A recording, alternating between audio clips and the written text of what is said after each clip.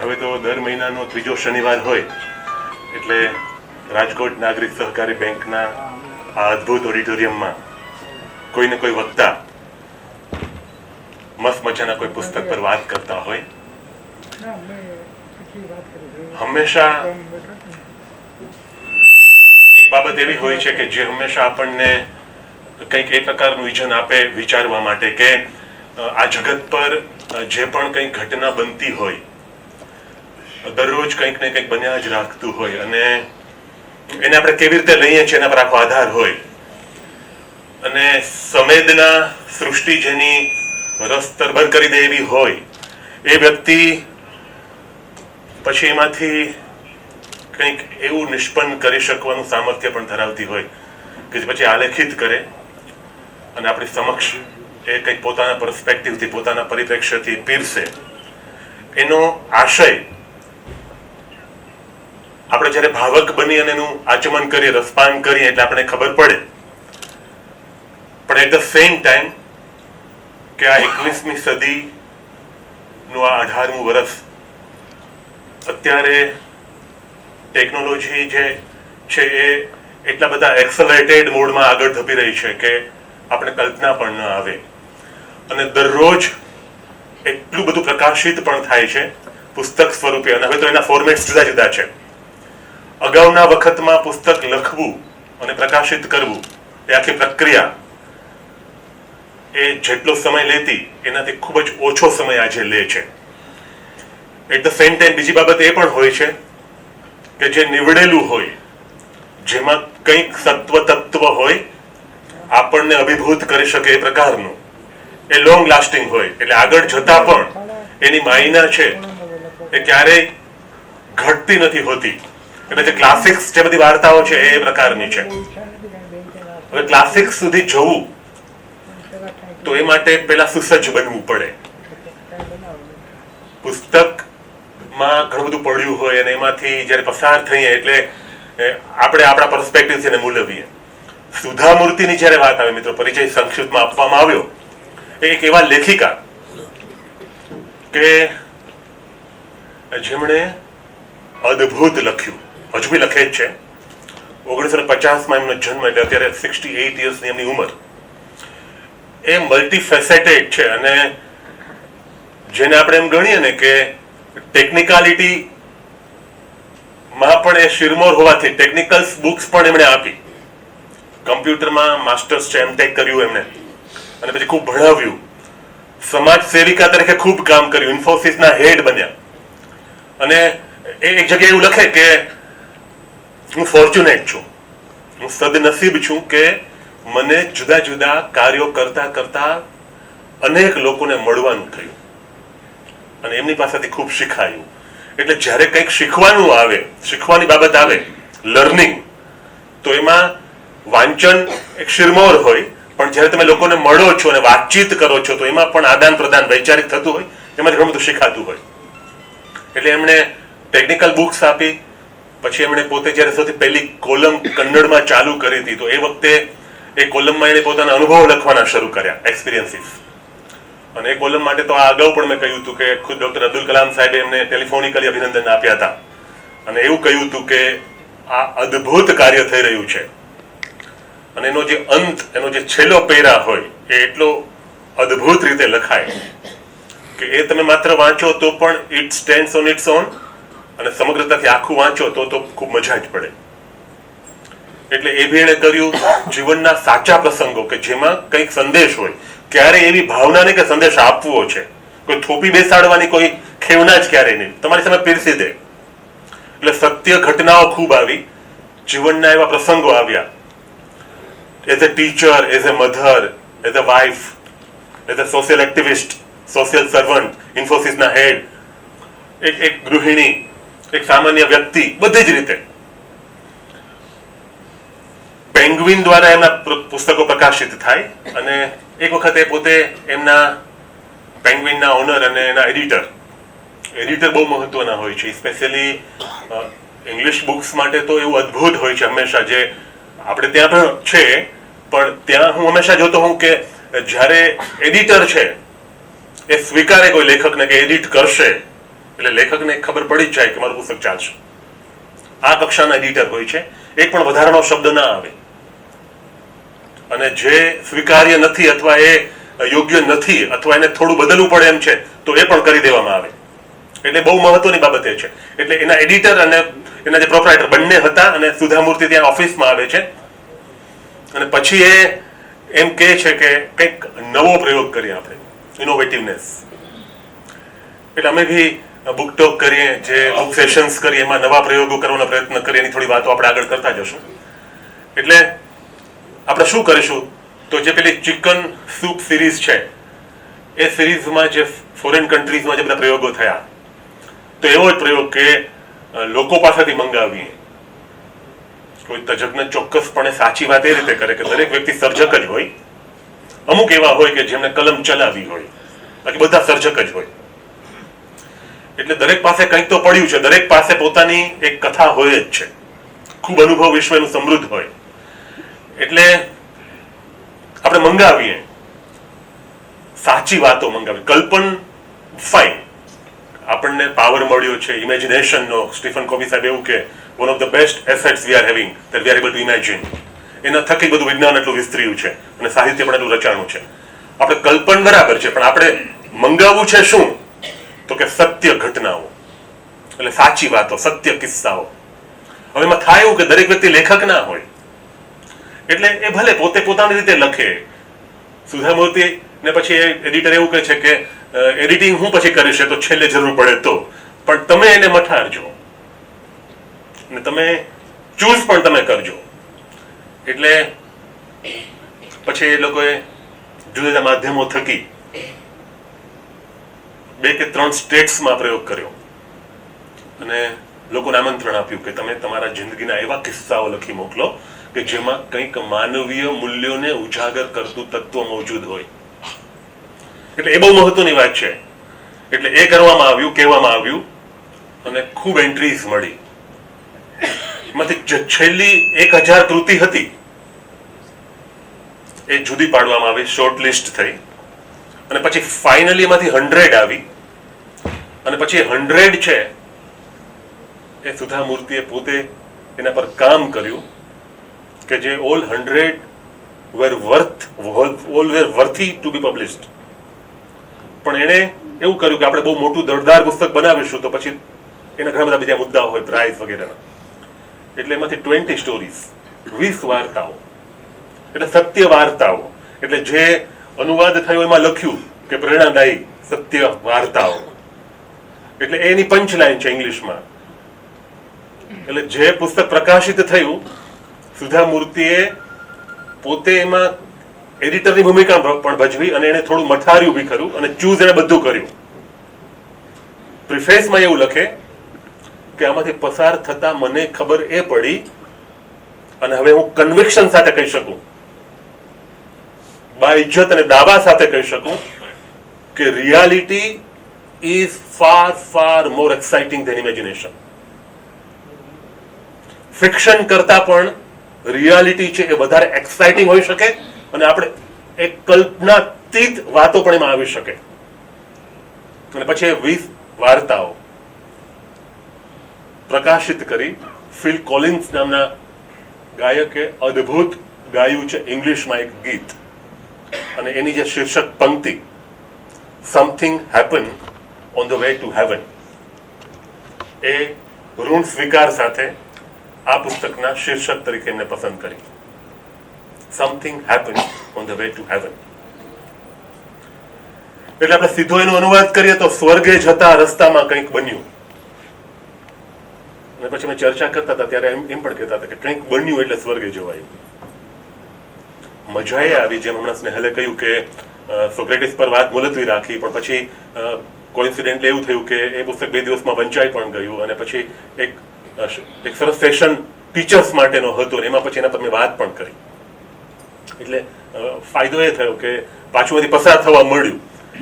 એમાં જે છેલ્લે મનુભાઈ લખે છે આગળ પ્રિફેસમાં, અત્યારે આપણો એ પુસ્તક પર વાત કરવાનો કોઈ આશય બી નથી અને કોઈ આપણું ઉપક્રમ પણ નથી, પણ એમાં એણે એવું લખ્યું કે છેલ્લો જે સીન છે કે હવે એણે ઝેર પીવાનું છે,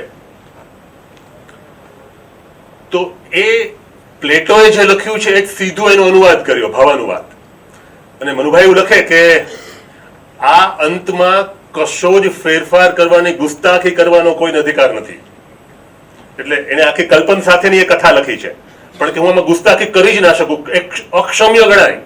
એટલે એ જ આવે ને એમ જ લખાવું જોઈએ, 1.5 પેજ એમ જ લખાણ. અને માત્ર જો 1.5 પેજ જ વાંચવામાં આવે તો પણ તત્વચિંતન કઈ કક્ષાનું હોઈ શકે એનો આપણને ખ્યાલ આવે. એટલે એ છેલ્લે ઝેર પીતા પૂર્વે એ પોતે આનંદિત છે, રોમાંચિત છે. એ શક્ય નથી આપણા માટે ક્યારે, કારણ કે સોક્રેટિસ હતા. અને એ ઝેર છે એને અમૃત માનીને પીધું, અને પછી એ ચીર નિદ્રામાં પોઢી જાય છે. એટલે પછી ત્યાં જયારે વાત પૂરી થાય એટલે પછી આ સ્ટોરીનું શીર્ષક સીધું ત્યાં એસોસિએટ ને કનેક્ટ થાય, something happened on the way to heaven, કે કંઈક તો બન્યું. એટલે એ પુસ્તકમાંથી પસાર થતા જે એથેન્સ અને સ્પાર્ટા અને જે આખી વાર્તા એની અંદર જે કલ્પનો અદ્ભુત કાર્ય થયું મનુભાઈ દ્વારા, તો એ સારાંશ જાણે એક યા બીજા પ્રકરણમાં આ સત્ય ઘટનાઓમાંથી પણ આપણા સુધી પહોંચતો જણાય. કારણ કે અલ્ટિમેટલી જે માનવ મૂલ્યો છે બધા એક જ છે, યુનિવર્સલ છે, સાર્વત્રિક છે. એટલે જ્યારે આપણે એમ વાંચીએ કે સુધામૂર્તિ એવું કહે કે કલ્પન છે એના કરતા પણ વાસ્તવિકતા રોચક હોય અને સ્વીકારવું શક્ય કદાચ ન બનતું હોય શરૂઆતમાં, પણ આ પુસ્તકમાંથી પસાર થાય એટલે ચોક્કસપણે આપણે પણ એમ જ કહી શકીએ કે this is one of the best. બીજું, વાર્તા શરૂ કરીએ પૂર્વે છેલ્લી વાત કે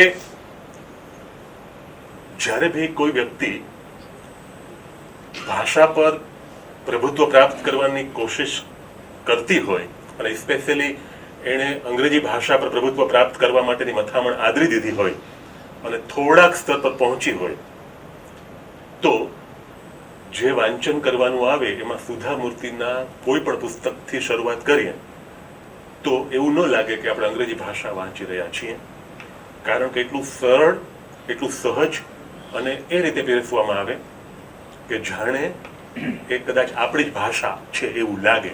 આ એમની હથોટી છે, આ એમની તાકાત છે.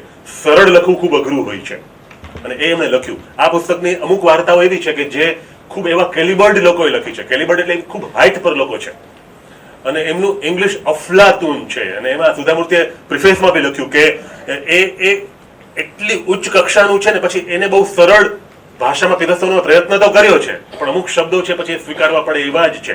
એટલે કદાચ 2 કે 3 પ્રકરણ એવા છે કે જેમાં એવું લાગે કે એનું સ્તર ખૂબ ઉચ્ચતમ કક્ષા પર પહોંચતું જણાય. અને સાહજિકતાથી કેવલી બધી કથનીઓ.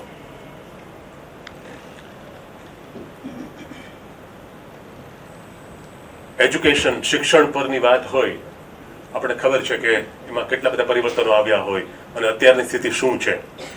એક કુટુંબ, અને કુટુંબની અંદર કામવાળા બેન જે કામ કરતા હતા એ બદલવાના થાય છે અને એ ખૂબ અઘરું કામ હોય છે કામવાળા બેનને શોધી કાઢવાનું. અને શોધ્યા પછી પાછા એ ટકે એ ભૂમિકા રચવાનું કામ પણ ખૂબ અઘરું હોય. એટલે જે દીકરીએ આ વાત લખી છે એ એવું કહે છે કે પછી મમ્મી સફળ થઈ એમાં, એ શોધી કાઢ્યા અને પછી અમને પાછો થોડો અવકાશ મળ્યો અને કામવાળા બેન અમારા ઘરે કામ કરવા માટે આવતા થયા. એટલે સવિતા છે એનું નામ, અને પુસ્તકમાં સવિતા સ્ટોરી એ શીર્ષક તળે સુધામૂર્તિ આપ્યું છે આખું કથન. એટલે એ કામ કરે છે અને શરૂઆતમાં તો કેવું હોય કે થોડો ડાઉટ બી હોય કે બરાબર કામ કરશે કે નહીં, અને થોડુંક એને બધું રીત રસમથી પરિચિત કરવાના હોય. એટલે એ કામ કરવાનું શરૂ કરે તો મમ્મી કે એની પાછળ પાછળ જાય, એની સાથે જ રહે, પણ એમ સીધા તમે સાથે રહ્યો તો એ કંઈ બહુ સારું ન ગણાય. એટલે મમ્મી છે બહુ સરસ વાતચીત કરવાની બહુ જ શોખીન અને માહિર. એટલે એ શું કરે, એની સાથે વાતચીત કરે, એટલે એને એંગેજ રાખે. એટલે એ સવિતા છે એમને પણ એવું ન થાય કે હું એકલી છું, અને પછી વાતચીત ચાલે.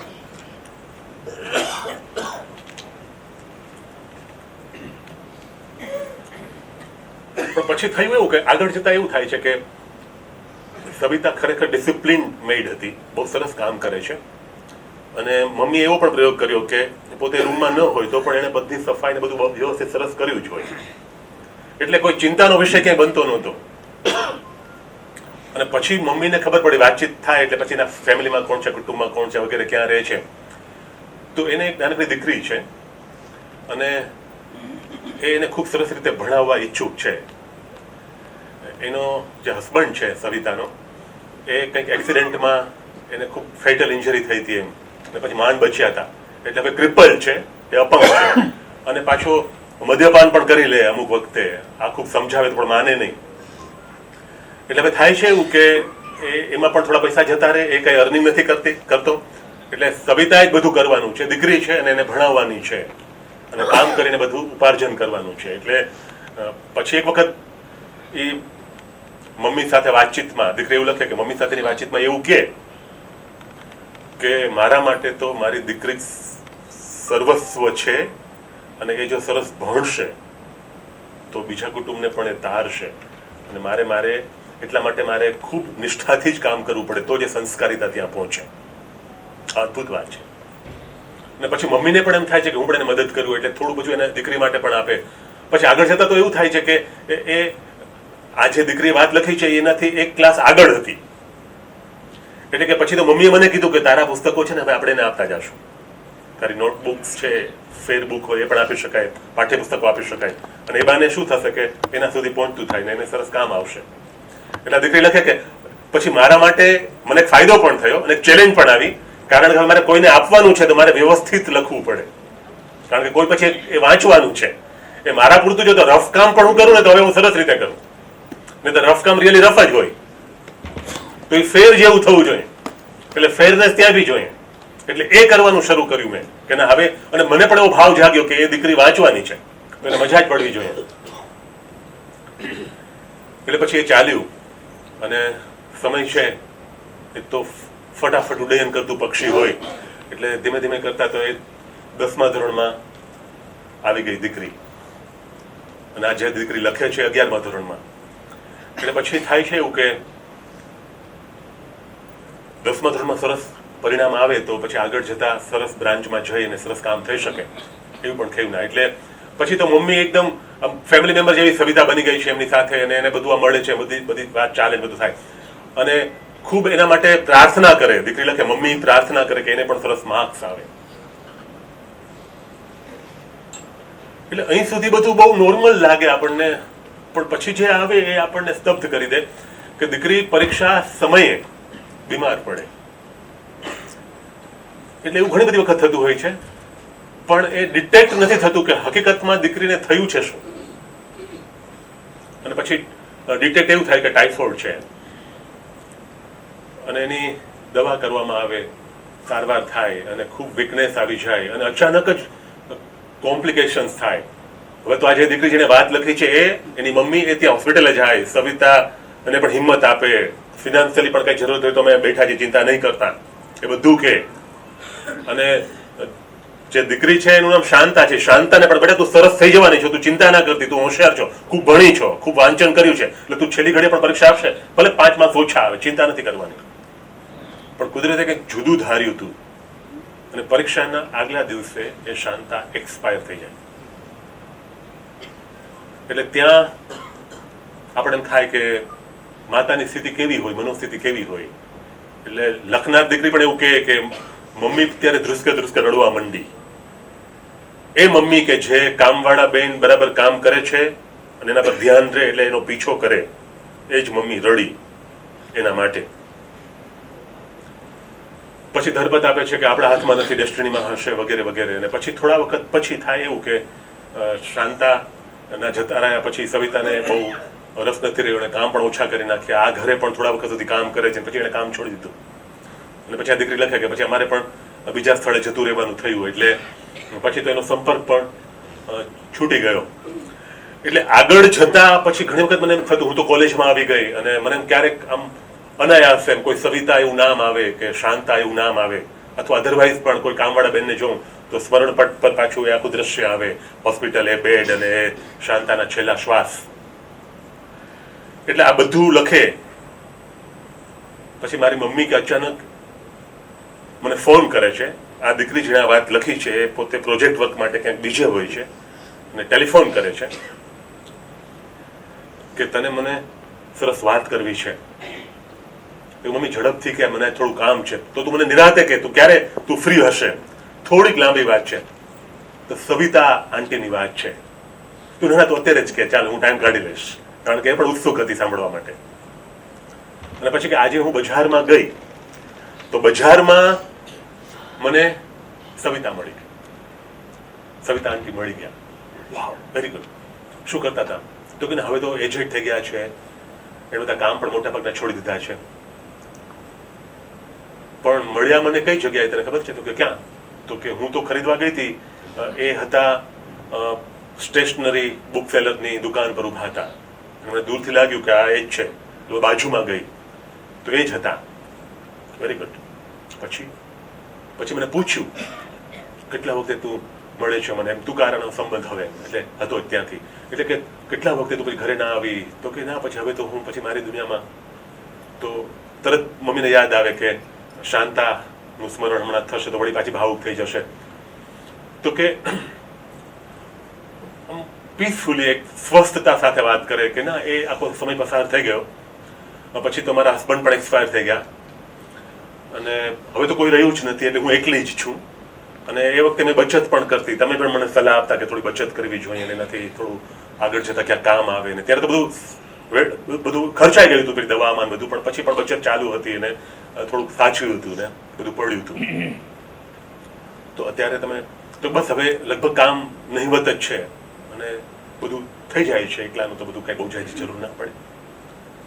તો અહીંયા તમે આ સ્ટેશનરી, આ પુસ્તક, તો કે હા, કે આ બસ વેકેશન હમણાં પડ્યું છે તો નવું સત્ર ચાલુ થાય તો મારી બાજુમાં જે કામવાળા બેન રહે છે એની દીકરી ભણે છે અને એ ખૂબ આર્થિક રીતે ખૂબ સંકળામણમાં છે, એટલે મારી પાસે પ્રમાણમાં કંઈક થોડુંક છે, એટલે મને એમ થાય કે હમણાં હું જતી રહીશ ગમે ત્યારે. હવે તો કંઈક આપણને તો ખબર નથી ક્યારે જતા રહેવાનું થશે, તો બધું મારી પાસે પડ્યું છે તો એનો કંઈક સરસ ઉપયોગ કરું. એટલે પછી હું એના માટે પાઠ્યપુસ્તકો, 2-3 દીકરીઓ એવી છે કે હું દીકરીઓ માટે મને વિશેષ લગાવે, મને યાદ આવે મારી દીકરી, એટલે એના માટે હું પાઠ્યપુસ્તકો ખરીદવા માટે અત્યારે હું આવી છું.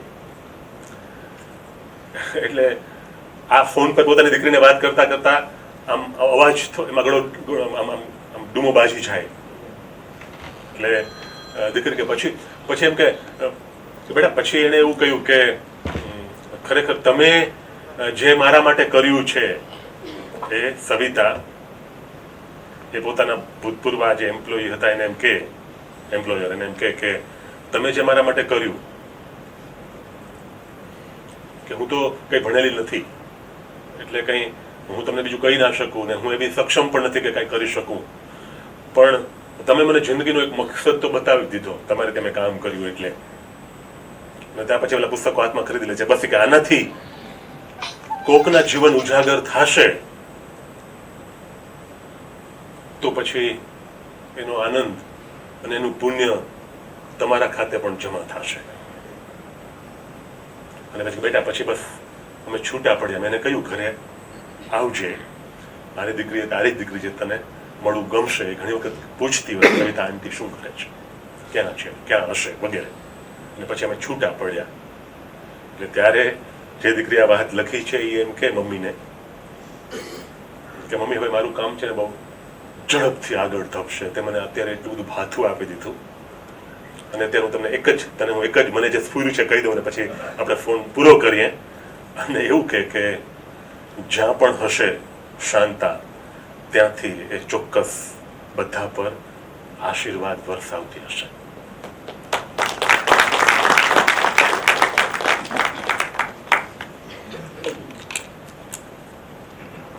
એવી જ એક બીજી અદ્ભુત વાત, ભાવ સૃષ્ટિને ઝંકૃત કરી દે.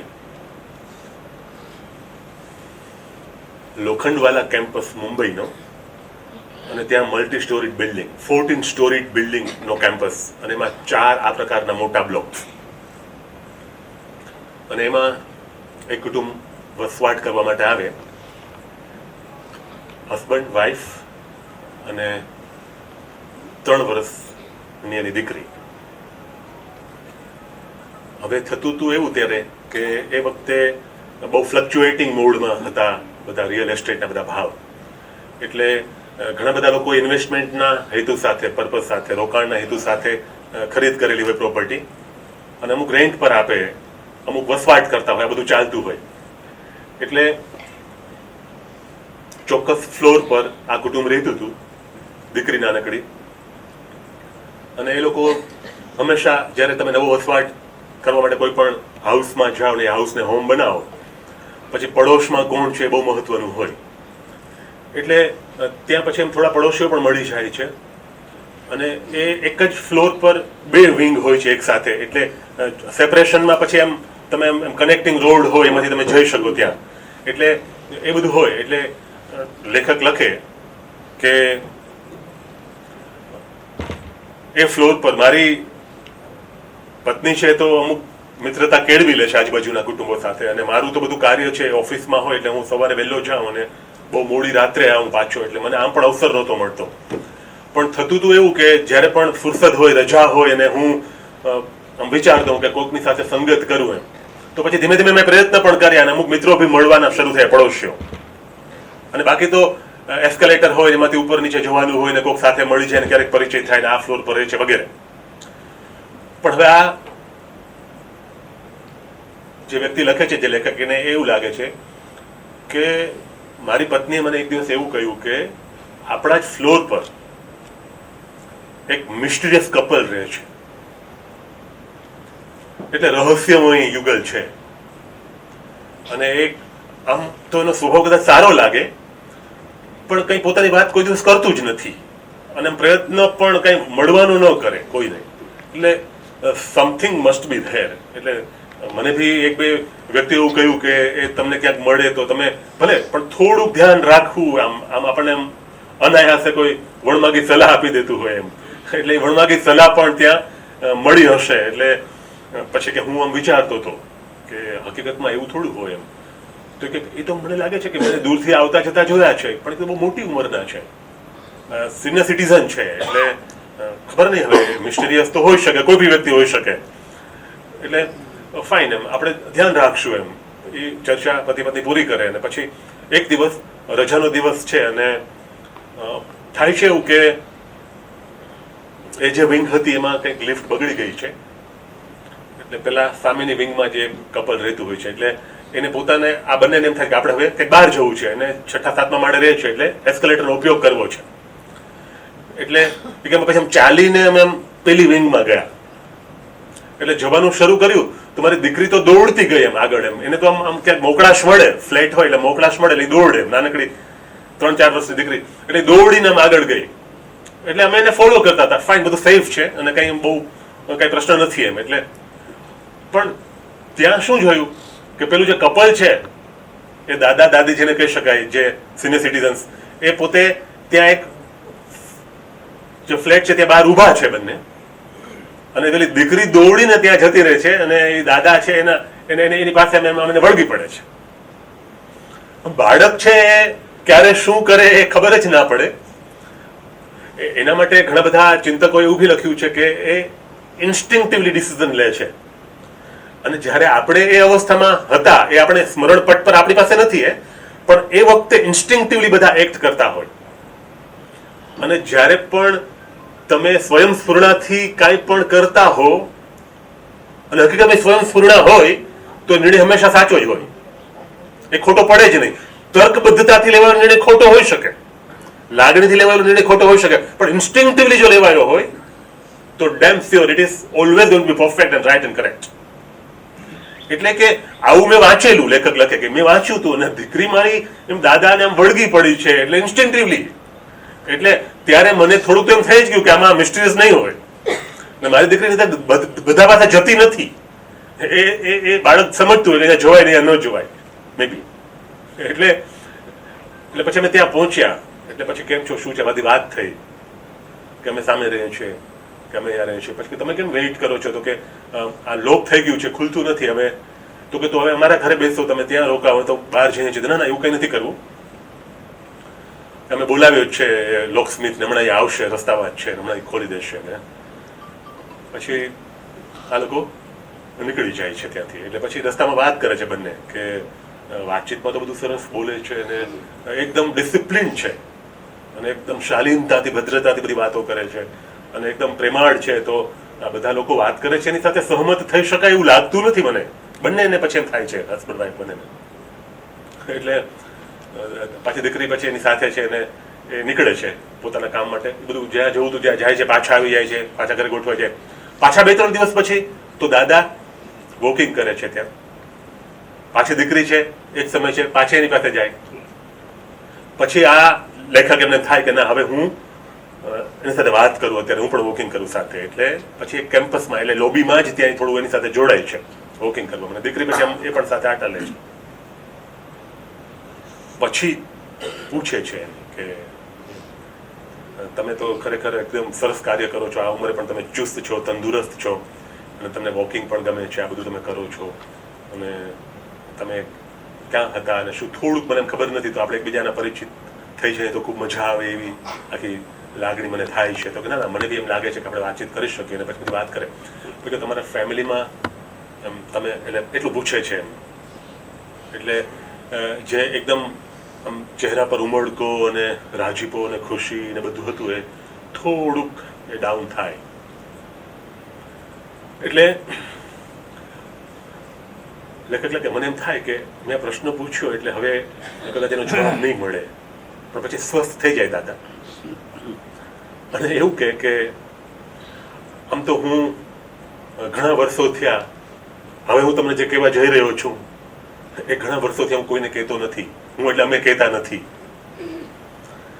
કારણ કે થાય છે એવું કે એ વાતચીત કરીએ એટલે સામેવાળી જે વ્યક્તિ હોય જેની તમે મૂકીએ એને પછી સિમ્પથી અને એમ્પથી દર્શાવવા પડે એમને. અને એમ લાગે કે એ દરેક વખતે યોગ્ય નથી અને ક્યારેક કોઈ દર્શાવી ન શકે તો મને બી એમ લાગે કે જો આમણે આની મારા ભાવને કદરે ના કરી. એટલે એવું ન થવા દેવાય. એટલે મને એમ થાય કે શેર નથી કરવું, એટલે અમે શેર કરતા નથી. પણ આજે હું તમારી સાથે ચોક્કસ આ શેર કરીશ. અને પછી દાદા વાત માંડે કે મારે 2 દીકરા હતા અને હું ફોરેન કન્ટ્રીમાં હતો, વિદેશમાં વસવાટ કરતો હતો અને ત્યાં મારો ખૂબ સરસ વ્યવસાય હતો અને દીકરાઓએ ખૂબ સરસ શિક્ષણ લઈ લીધું અને એમને પણ મારે ત્યાં જ સેટલ કરવા હતા અને એ બધી પ્રક્રિયામાંથી પસાર પણ થઈ ગયા હતા. એટલે એમની છેલ્લી ફોર્માલિટી બાકી હતી અને બધું પાસપોર્ટ, વિઝા બધું જ રેડી હતું અને એનું પણ એને બધું સ્ટડીઝ ને બધું જ પૂરું કરી લીધું. અમારી આવન જાવન પણ ચાલતી હતી. પછી હું મારી પત્ની ત્યાં ગયા પાછા અને મારા બંને દીકરાઓ એમણે જે દિવસે ફ્લાઇટમાં બોર્ડ થઈ, ફ્લાઇટ લઈ અને અમારા સુધી પહોંચવાનું હતું, એ દિવસે 1993માં મુંબઈમાં બોમ્બ બ્લાસ્ટ થયા. વર્લીની ઓફિસ પર એ હતા અને they were no more. Both were turned into pieces. અને મારી જિંદગી માયના ગુમાવી બેઠી. પછી અમે ભારત આવી ગયા, મુંબઈ આવી ગયા અને મુંબઈના અમારા ઘરમાં જ અમે વસવાટ કરવાનું ચાલુ કર્યું અને એ બંને દીકરા મારી પત્નીને તો ખૂબ ટાઈમ લાગ્યો એમાંથી બહાર આવતા. પણ પછી એ ઘર કે જેમાં અમે વસવાટ કરતા હતા એ ઘરમાં મારી પત્નીને હંમેશા એવું થાય, સ્મરણપટ પર એ બંને દીકરાઓ, અમે એ જ ઘરમાં વસવાટ કર્યો હતો અને દીકરાઓ મોટા ત્યાં જ થયા હતા, ભણ્યા પણ ત્યાંથી જ હતા અને પછી અમે ગયા વિદેશ. તો એ સ્મૃતિ બધી છે એ સતત માનસપટ પર આવ્યા કરે અને એ બેચેન કરી દે અમને. એટલે પછી અમે ભાડે રહેવાનું શરૂ કર્યું, એ અમે રેન્ટ પર આપવાનું શરૂ કર્યું અને પછી અમે રેન્ટ પર રહીએ અને જેથી કરીને એક નવો માહોલ રચાય, નવા લોકો હોય એમની સાથે થોડું ભળી શકાય, બધું થાય. અને પછી અમે અહીંયા આવ્યા, અહીંની ખબર પડી કે આ લોખંડવાલા છે, અને આ ફ્લેટ તો કદાચ અમે હવે લઈ પણ લેશું, અત્યારે અમે રેન્ટ પર છીએ, અને ખૂબ મજા આવે એવો માહોલ છે, અને ઘણા બધા લોકો રહે છે, અને કંઈ કોઈ બહુ પેલું હોતું નથી. એટલે પછી આ વાત જ્યારે અમે કોઈને કરીએ એટલે આમ કરુણ લાગે બધાને, અમને પણ થોડું દુઃખદ લાગે, પણ બીજું શું કરી શકાય? કુદરત જ્યારે કંઈક ચોક્કસ ડિઝાઇન બનાવી અને આપણી સાથે અમુક રીતે વર્તે તો સ્વીકાર ભાવ છે એ જ બહુ જ મહત્વનો હોય છે. સ્વીકાર ભાવ નથી કરી શકાતું હતું, પણ હવે અત્યારે આ ઉંમરે, એટલે કે હું આ વર્ષે જ 70નો થઈશ, લેખક લખે કે એ 70ના લાગતા નહોતા, આમ 60-65 એમ, એટલે ચુસ્તતા પણ પછી જાળવી રાખી હતી. એ પોતાની જાતને સંભાળી લીધી હતી, અને પછી બધું સરસ કરી અને એકબીજાની કેર લે છે પોતે, થાય છે. એટલે કે બીજું તો શું થઈ શકે? સ્વીકાર ભાવ રાખવો પડે અને કેળવી લેવો પડે, અને પછી આપણે આગળ ધપવું પડે. કે મેં પણ તમને ખોટા રોકી રાખ્યા અને વાતચીત કરતા ઊભા રહી ગયા હતા, ને તો કે ના ના બિલકુલ નહીં. મને આમ હતું કે કંઈક એવું તમારી પાસે કંઈક એવું પડ્યું છે કે જે મારી દીકરીને તમારા સુધી લઈ આવ્યું, ને ત્યાં દીકરી આવે ને પાછી દાદા કરતી ચોટી પડે. પેલા તો દોડાદોડી કરતી હતી, અને પછી દેખે કે હું જાઉં ઘરે, પછી દાદા પોતાના ઘરે જાય, મારી દીકરીને લઈને હું મારા ઘરે જાઉં, પછી મારી પત્ની રસોઈ કરતી હતી, બધું પૂરું થયું. પછી મેં વાત કરી આ બધી જે મેં હમણાં કરી હતી, મને એમ કરી હતી એ બધી, એટલે એને પણ એમ પેલું થયું કે ના, આ ખરેખર મિસ્ટ્રીયસ કપલ નથી, આ તો ડિવાઇન કપલ છે. એટલે હવે અંત આવે ને અંત અદ્ભુત, કે તને એમ લાગે છે કે આપણે એમને જમવા માટે ઘરે બોલાવીએ? પૂછે છે હસબન્ડ પોતાની વાઈફને. તો કે આ જ વિચાર મને પણ આવ્યો, આપણે એને જમવા માટે બોલાવી શકાય. એટલે પેલો એમનો જે ક્રમ છે એમાં પણ થોડો ફેરફાર થાય, અને આપણે બંને જ આપણે સાથે જશું આમંત્રણ આપવા માટે, એવું કરીએ એટલે સારું બી લાગશે તે. અને દીકરી તો સાથે હોય છે, એટલે એ પછી એક દિવસ ત્યાં જાય, રજાનો દિવસ છે, આગલા દિવસે જાય સાંજે રાત્રે, સવારે કહી દીધું તમે તમને થોડું મળવા માટે આવીશું, મળે છે. અને પછી એમ કહે છે, તો પેલા તો સ્વીકાર કરતા નથી, પણ પછી આ લેખક અદ્ભુત વાત કરતા દાદા દાદીને એવું કે મારી દીકરીએ મને એક સવાલ કર્યો રાત્રે કે મમ્મી વાર્તા કરે છે, પપ્પા તમે વાર્તા કરો છો, એટલે દાદા દાદી મને વાર્તા કરશે? એટલે મેં કીધું બેટા તું જ પૂછજે એને. એટલે તમને ખાસ તો પૂછવા આવ્યા છીએ, અને વધારે સહજતાથી પૂછી શકાય એવો માહોલ રચવા માટે આપણે સાથે જમીએ, એટલે તમે અમારા ઘરે જમવા આવો. એટલે પેલા દાદા દાદી બંનેની આંખમાં એકદમ આમ ખુશી અને એકદમ આનંદ છવાઈ જાય છે, ચમક આવે, અને એકદમ થોડા ભાવ વિભોર પણ થઈ જાય. અને પછી આજે હસબન્ડની પત્નીનું જે વિધાન છે ત્યાં વાત પૂરી થાય એવું કે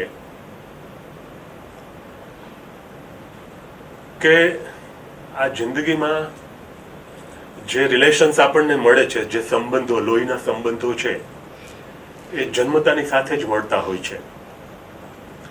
એક બાળક જન્મે છે તો એને પપ્પા કે મમ્મીની પસંદગીનો કોઈ અવકાશ નથી, અંકલ કે આંટી કે એના પસંદગીનો પણ એની પાસે અવકાશ નથી, પણ એ મિત્રોની પસંદગી પછી કરી શકે છે. અને મિત્રોને શિરમોર પછી એટલા માટે જ કહેવામાં આવે છે, બધા પોતપોતાના સ્થાને બેસ્ટ જ હોય, કોઈ સરખામણીનો પ્રશ્ન જ નથી, પણ પસંદગી મિત્રોની કરી શકાય કે જે ઉત્તમ હોઈ શકે. એટલે રોબિન શર્મા એવું કે કોઈ પણ વ્યક્તિ વિશે મને વાત કરવી હોય તો હું એના 5 મિત્રોને જ મળવાનું પસંદ કરું. એ 5 મિત્રોને મળી લઉં એટલે મને ખબર પડી જ જાય, એના અંગત મિત્રોને મળું એટલે મને ખબર પડી જ જાય કે આ વ્યક્તિત્વ કયા પ્રકારનું છે. એટલે આ પત્ની એવું કે સંબંધો છે, લોહીના સંબંધો છે, એ તો સીધા જ આપણને મળતા હોય. એટલે પણ મારી દીકરીને વાત કરતી હું કે એમના પપ્પા વાત કરતા હોય, વાર્તા કરતા હોય તો વારંવાર પૂછે દાદા દાદી દીકરી છે એ જન્મીએ પૂર્વે દાદા દાદી એક્સપાયર થઈ ગયા છે, એટલે હવે દાદા દાદી શું હોય એનાથી પરિચિત જ નથી. એટલે અમને એવું લાગે કે જો ત્યાં અટકે, પછી હસબન્ડ વાત ચાલુ કરે, એમ કે તું જે વાત કરે છે પોતાની પત્ની તરફ જોઈને કે, અને પછી દાદા દાદી સામે જોઈને વાત કરે કે માત્ર મિત્રો જ નહીં પણ અમુક કિસ્સાઓમાં ઇન્સ્ટિંક્ટિવલી કામ કરતા બાળકો છે એ દાદા દાદીની પણ પસંદગી કરી શકતા હોય છે. ત્યાં વાત પૂરી.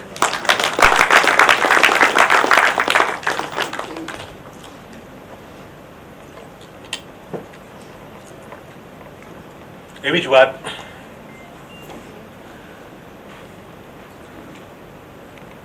પાર્ટીશન જ્યારે થયું, ભાગલા પડ્યા ભારત અને પાકિસ્તાનના, એટલે ભારત પાકિસ્તાન બન્યા એક રાષ્ટ્રમાંથી વિભાજન થયું, અને એ વખતે જે દુઃખદ સ્થિતિ સર્જાણી હતી, જે બધા તોફાનો થયા હતા, એના વિશે ઘણું બધું લખાયું છે અને ઘણા બધા ડોક્યુમેન્ટેશન પણ આપણી પાસે ઉપલબ્ધ છે. એ આમ સંવેદનાને હચમચાવી નાખે. અને એવી જ એક વાર્તા, એ અશ્રુ ન લાવે આંખમાં તો જ નવાઈ લાગે એવું લાગે. એના અમુક વાક્યો તો એવા છે કે આપણને એવું લાગે કે જાણે કોટેશન્સ છે, અદ્ભુત લખાયા છે, પૃથ્વીમાં આવ્યા જશે ત્યારે જ એવા લખાયા હોય, બાકી ના આવે. એટલે જે આ હમણાં આપણે વાર્તા કરીએ મિસ્ટ્રેસ કપલ હતું, હવે જે આ વાત છે એનું શીર્ષક છે ઢાકાસ ગર્લ. એટલે ઢાકા હતું અને પૂર્વ બંગાળ અને પશ્ચિમ બંગાળ એમ બે હતા, અને પછી પૂર્વ બંગાળ છે એ પાકિસ્તાન સાથે ગયું, અને પછી વિભાજન પાછું 71નું જે યુદ્ધ થયું એમાં પછી એ બાંગ્લાદેશ બન્યું. એટલે ત્યાં વસવાટ કરતું એક કુટુંબ છે, અને મીના નામની એક દીકરી છે, એ 4થા ધોરણમાં ભણે છે, અને ખૂબ મસ્ત મજાનો માહોલ છે, નદી છે, તળાવ છે, સરોવર, આ બધું છે ત્યાં ઢાકામાં, અને પોતે શાળાએ ચાલીને જાય. મૌની નામની એની ફ્રેન્ડ છે, એટલે મીના અને મૌની આ બંને દીકરીઓ સાથે ભણવા માટે જાય, અને પછી એમ ભણવા માટે જે ભણે છે જે પણ એમાં એને ખૂબ મજા આવે છે. પરિવારમાં એ મીનાને નાના ભાઈ બહેન પણ છે, એટલે 4 ભાઈ બહેનો છે અને પપ્પા મમ્મી, 6નો પરિવાર.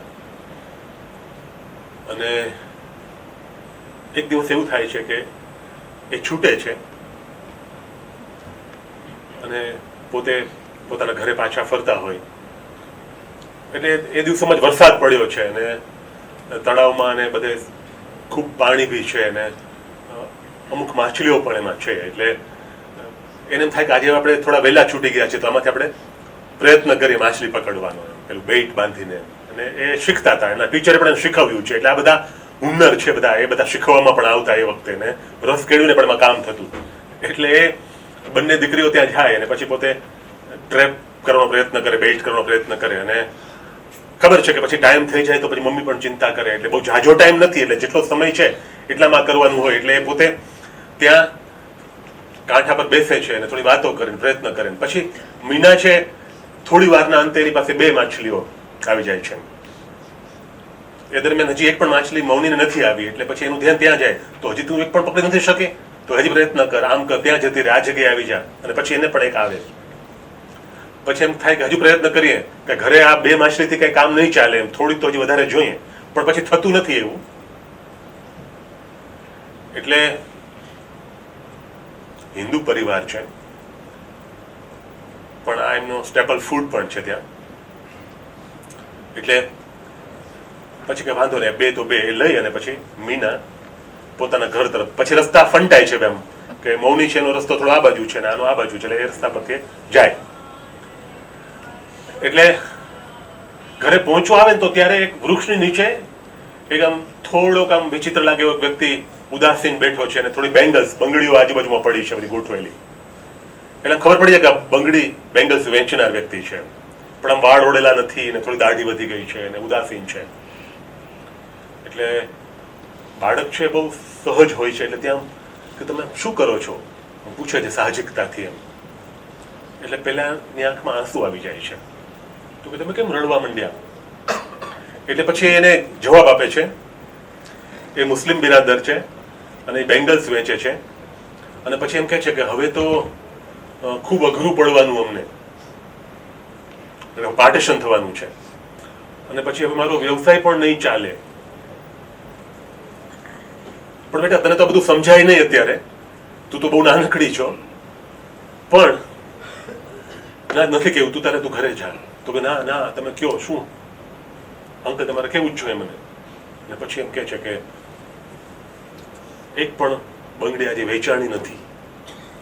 પહેલા ખૂબ વેચાતી અને નિર્વાહ ચાલતો, પણ આજનો દિવસ એવો છે કે કાંઈ વેચાણું નથી.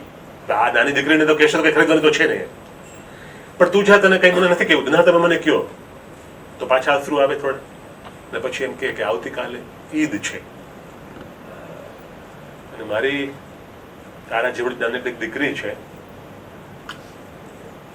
એને અને મારા પરિવારને ઈદના દિવસે હું શું ખવડાવીશ. અને મીનાની પાસે પેલી 2 માછલી છે, એટલે એ કે કાંઈ ચિંતા કરો માં, કે મારી પાસે છે. કે શું છે, હું તમને ઈદી આપું. તો નવાઈ લાગે ચાચાને કે શું લે દીકરી, તું શું વાત કરે છે બેટા. તો કે હા. પછી પોતે પેલી માછલી એને આપે છે. તો કે ના મારે ન લેવાય, કે આ તો તારી છે. તો કે ના મેં તો પકડી છે, મેં તો મસ્તી મજાકમાં પકડી છે. રમતા રમતા કે આવી ગઈ છે ને ઘરે હું લઈ જઈશ તો અમને કંઈ, અમે 6 જણનો પરિવાર છે, કંઈ પૂરું પણ નહીં થાય. એ લોકો કંઈક 4 વ્યક્તિઓ છે, તો તમે લઈ જાઓ કે. અને તમે બેસો 1 મિનિટ એમ કરીને એને આપી દીધી 2 માછલી અને દોડીને સડસડાટ પોતે પોતાના ઘરમાં જાય મીના. અને જ્યાં કિચન છે ત્યાં ડબ્બો છે, એમાં રાઈસ પડ્યા છે, ચાવલ, પેલા ભાત, ચોખા. એ ચોખા છે એના 2 વાટકા ભરી લે ફટાફટ કોથળીમાં લઈને દોડીને. પછી મમ્મીને ખબર પડી જાય છે, પણ મમ્મી કંઈ બોલતી નથી. પપ્પા થઈ જાય ખબર પડે તો, એ પણ જમવા માટે બેઠા છે બાજુના રૂમમાં. એટલે એ દોડીને ત્યાં જાય. પછી કે આ પણ તમે લઈ જાવ. કે તો કે આ બેટા તું શું કામે લઈ આવી. તો કે ખાલી 2 માછલીથી થોડું પૂરું થાય, કે એ કમ્પ્લીટ થવું જોઈએ ને મેનુ, એટલે આ લઈ જાઓ તમે. એટલે પેલા ચાચા છે એ તરત કે છે થોડી બેંગલ્સ કાઢે છે. તો બેટા તો તારે આ લઈ જવી પડશે બેંગલ્સ. તો કે ના, જો એવું લઈ જઈશ ને તો મારી ખુશી ઘટી જશે. અદભુત. તો મારી ખુશી ઘટી જશે. એટલે એ મને ઘટાડવું નહીં, તમે પ્લીઝ એ ઘટાડતા નહીં. મને તમને જે આપવું છે એ બસ મેં તમને આપ્યું. એ મારી નાની બેન છે, તમે એને જમાડજો. ચાલુ જાઉં છું ને ફટાક કરી દોડીને જતી રહે. એ દરમિયાન પછી લખે સુધામૂર્તિએ જે આલેખિત કર્યું છે, મમ્મી એમ પછી જયારે પહોંચી અને જમવા માટે થોડી મોડી પડી છે, બેસવા જાય મીના, એ પૂર્વે મમ્મીને લઈ આવે કિચનમાં અને આમ ઇન્ડિકેશન, ઈશારો કરીને પેલો ચોખાના ડબ્બામાંથી થોડા ચોખા ઓછા થયા એ બતાડે. પૂછે ને ખાલી ઈશારો કરે, બોલો માં કે હમણાં હું આપી આવી ત્યાં. અને પછી ત્યાં આટલો આ અંક પૂરો થાય અને પછી બીજો અંક જે ચાલુ થાય એમાં સીધું આ જ આવે કે હવે તોફાનો ચાલુ થઈ ગયા છે, રાઇટ્સ. અને ટ્રેન ટુ પાકિસ્તાન જે પુસ્તક છે એમાં પણ એ બધા અદભુત દ્રશ્યો એટલે કંપારી છૂટે એવા દ્રશ્યો. એટલે હવે વેસ્ટ બેંગાલ જતા રહેવાનું છે એ નક્કી કર્યું ફેમિલીએ, મીનાના ફેમિલીએ. એટલે વેસ્ટ બેંગાલ જતા રહીએ અને હવે ટ્રેનમાં જગ્યા નથી, ઉપર પણ બેસીને લોકો જાય છે અને એ વિસ્તારમાં પણ તોફાનો ચાલુ થઈ ગયા છે. એ એરિયા સુધી પહોંચવાની તૈયારી છે. એટલે હવે આગળ જ્યારે વાત શરૂ થાય ત્યારે જે એક વિધાન આવ્યું હતું એ હતું કે આ જગત પર જો ભારતમાં વસવાટ કરતા હોય તો આપણને એવું લાગે કે 3 પ્રકારના લોકો વસવાટ કરતા હોય છે. એક બ્રિટિશ, એક હિન્દુ ને એક મુસ્લિમ. આ 3. ને પછી છેલ્લે જયારે આવે ને ત્યારે જે કહે છે એ વાત પૂરી થાય ત્યારે આવે ત્યારે હવે આ તોફાનો આવ્યા, તોફાનો થયા શરૂ. એટલે મીનાના પપ્પા ખૂબ જ ચિંતિત છે અને પહેલી વખત મીના લખે છે, મીના કહે છે પપ્પાના ચહેરા પર જે ચિંતાઓના વાદળો ઘેરાયેલા જોયા ત્યારે હું પણ આમ ડઘાઈ ગઈ, હું પણ હચમચી ગઈ કે પપ્પા આટલા ઉદાસીન, આટલા ચિંતિત ક્યારે હોતા જ નથી. આ શું થઈ રહ્યું છે? એને હજી ખબર નથી પડતી કે આવું થઈ રહ્યું, તોફાનો થઈ રહ્યા કે બેટા કંઈ જો કે તો ગભરાઈ જાય. અને રાત્રિનો સમય થાય છે કે હવે કેવી રીતે બચવું, કારણ કે કદાચ આજે હવે પાર્ટીશનને કારણે જે રાયટ્સ થયા છે એમાં ભોગ લેવાય જાય હિન્દુ મુસ્લિમના વિભાજનમાં. અને ત્યારે ડોર પર કોઈ નોક કરે છે એટલે ડર વધારે લાગે કોણ હશે. અને એક મુસ્લિમ બિરાદર ઊભા છે દાઢીધારી, કે હું અંદર આવી શકું? પપ્પા કે ના. એ બધાને કે તમે જલ્દી અંદર જતા રહ્યો, કે હવે કંઈક તકલીફ જ આવી છે. પણ પછી પેલો કે તમે છે ને મારાથી ચિંતિત ન થાવ, હું ફલાણા છું, બાજુમાં જ રહું છું, તમે દરવાજો ખોલો, તમારા હિતની વાત કરવા હું આવ્યો છું. એટલે સરસ વાત કરીને પછી દરવાજો ખોલે છે અને ત્યાં મીના ત્યાંથી જોઈ લે છે કે ચાચા, આ જે પેલું ઈદી જે આપવામાં આવી હતી ને, કે એ ચાચા છે. કે ચાચા તમે? તો એના પપ્પા, મીનાના પપ્પા પૂછે, તું ઓળખે છે આને? પણ હવે અત્યારે વાત કરવાનો સમય નહોતો. કે તમે જરા ચિંતા ના કરો, તમારા માટે મેં વ્યવસ્થા કરી છે વ્હીકલની પણ, અહીંથી ટ્રેન સુધી પહોંચવા માટે, અને તમારા માટે હું પહેરવેશ પણ લાવ્યો છું બધા માટે. એટલે એમનો જે પહેરવેશ છે, જે મુસ્લિમ બિરાદરોનો એ પહેરવેશ, એ બધા કપડાં, સલવાર કમીઝ બધું, કે બધું એને ફેમિલીને આપ્યું કે હવે તમે અત્યારે બીજું કાંઈ વિચારતા નહીં, આ તમે ધારણ કરી અને વ્હીકલમાં બેસી અને નીકળી જાઓ, કાલે ગમે તે થઈ શકશે. અને પછી મીના કહે છે કે ચાચાને છેલ્લી વખત બાય કરી અને પછી અમે એ વ્હીકલમાં બેઠા, એ ટ્રેનમાં, અને પછી ત્યાંથી વેસ્ટ બેંગાલ સહી સલામત પહોંચ્યા. ત્યારે હાશકારો થયો અને પછી જ્યારે ત્યાં વસવાટ કરવાનો શરૂ કર્યો, બધું જ મૂકીને, કશું જ નહીં સાથે, એવરીથિંગ, કશું. મીના એમ લખે કે, મીના એમ કે મારી એક એવી ઢીંગલી કે જે હું જિંદગીભર મોટી ગમે એટલી થઈશ પણ એ તો હું જતનપૂર્વક મારી સાથે જ રાખીશ, એવું મારી જાતને પ્રોમિસ આપી બેઠી હતી. ને મારી પેલી મિત્ર મૌનીને પણ હું કહેતી હતી કે આ ઢીંગલી તો હું જીવનભર સાચવીશ.